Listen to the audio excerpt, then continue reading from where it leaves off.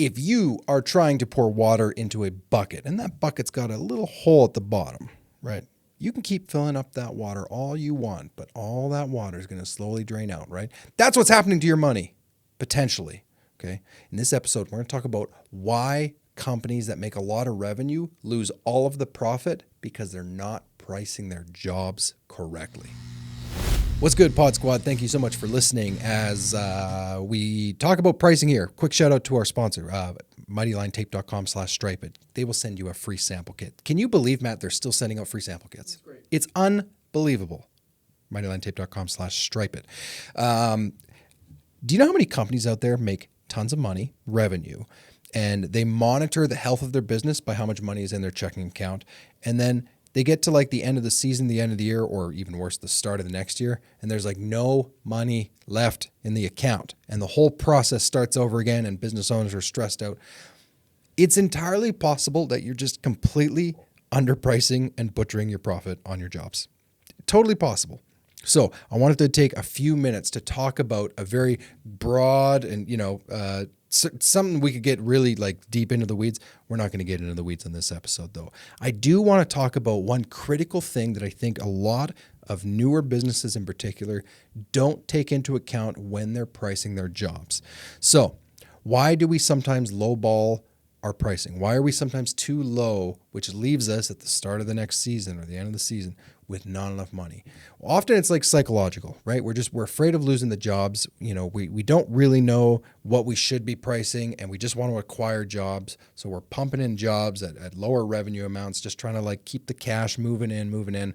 But what happens when you do that is as the cash comes in, you have to buy all of the expenses for those jobs, your overhead, your operating costs, and all that money just quickly goes out the door. And this happens so many times in every industry, definitely the pavement maintenance and striping industry as well.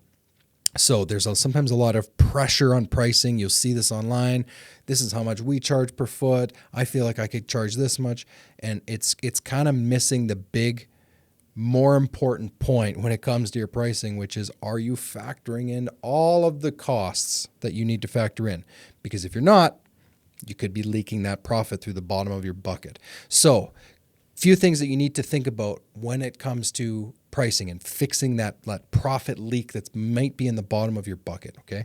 Number one, make sure you account for labor correctly. What do I mean by correctly?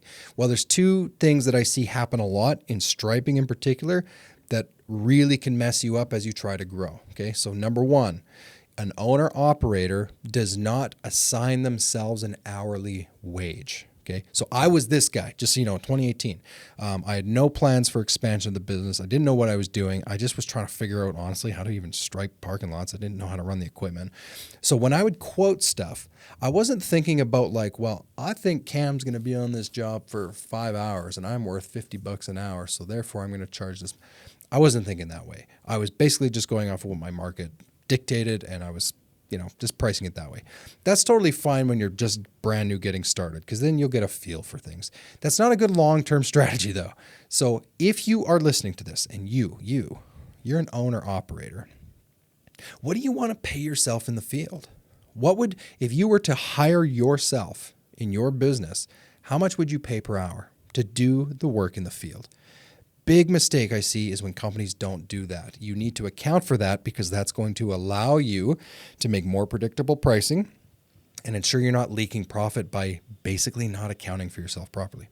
Second thing happens a lot in service companies and pavement maintenance is the burden rate of employees. Just saying the word burden rate makes my skin crawl. I hate the word.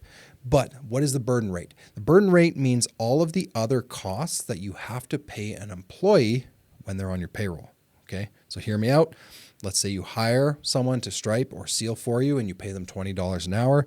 You give them an employment contract because you're a good employer and you say, I will pay you $20 an hour.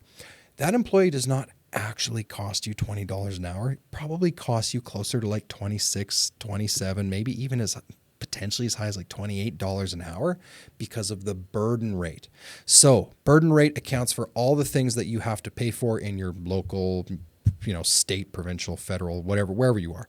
So that'll be things like, depending on where you are, a pension, that could be employment insurance, that could be the employer's contributions for income tax, that could be your health insurance, so many other things that go into the cost of an employee don't get accounted for. And I'm not kidding. I think if you have a profit leak in your business, this is one that if you're not accounting for, if you aren't tracking a burden rate, is probably the simplest thing you could do right now to plug that hole and stop profit from leaking out. So how much do you calculate it?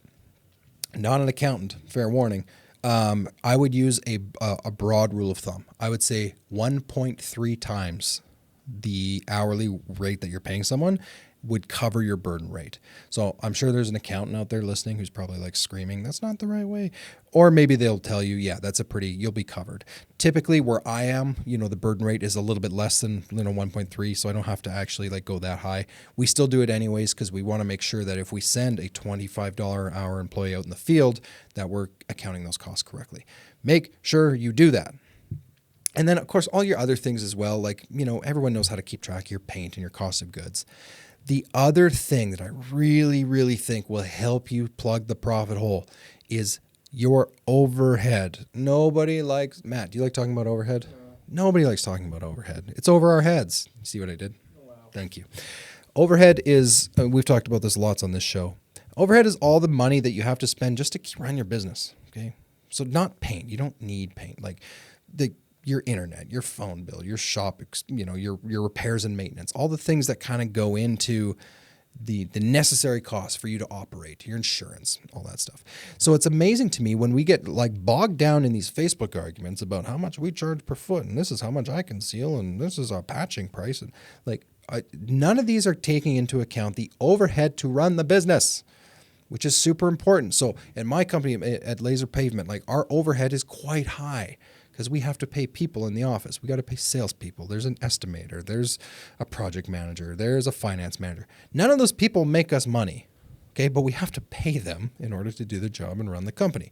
So that could be like literally hundreds of thousands of dollars in just payroll costs alone, that if we didn't do any work, we would still have to pay those people. So factoring in your overhead into your pricing is one of the best exercises you could do. Now, sadly, I can't do it with you on this YouTube video. I would love nothing more, but that's good. It's a lot of work. It's a big exercise, and it's something that you should involve a pretty savvy financial professional with. Hopefully you have like a go-to accountant, or maybe you got a financial controller in your network, a buddy that could help you out with this. I will say this, the smaller your company, the easier it is to do this.